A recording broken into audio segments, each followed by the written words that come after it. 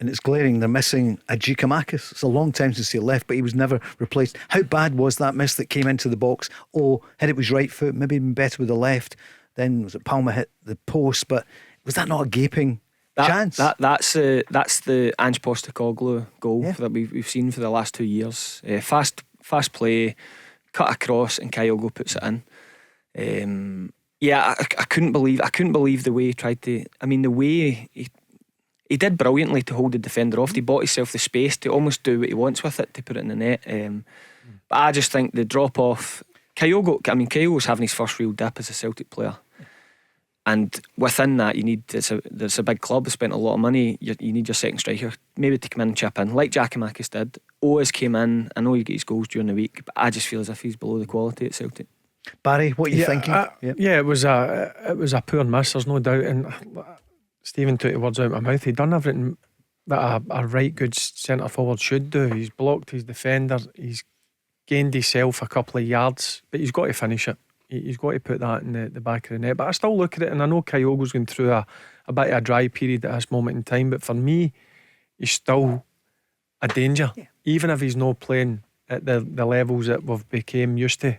But yeah, it was. I thought Celtic were really pedestrian in the second half. That allowed Kilmarnock to get back into their shape, and as soon as the ball went into the middle of the pitch, they were on Celtic. And physically, if you're like that against Celtic, I think they struggle. They need more physicality, don't they? Yeah.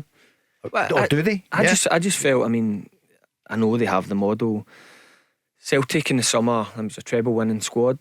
I know they lost Jota. I know they lost Starfelt, Aaron Moy. Yep. But they already had the players that are really hard to buy in terms of they've got Kyogo, they've got Hatate, they've got Matt Riley, Callum McGregor. You almost need not the team fillers, but the guys that just put a good shift in. They almost, games like yesterday with Kilmarnock, you know what you're getting off them. And there's too many players. I mean, when I seen Jan coming on, I just thought with the conditions, the way the game was, I just couldn't see him having any impact in the game, which was then proved.